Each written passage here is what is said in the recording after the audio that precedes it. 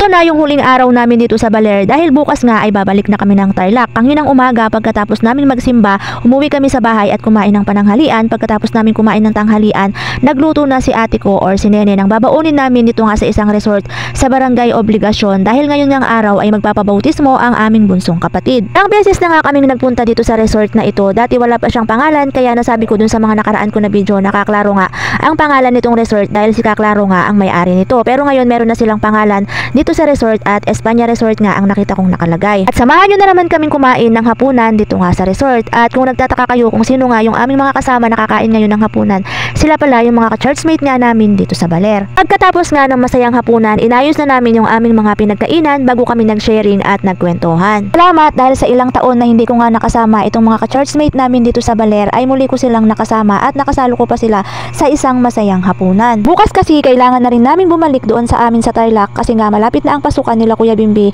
hindi pa kami nakakabili ng kanyang mga school supplies at hindi ko pa rin siya napapa-enroll.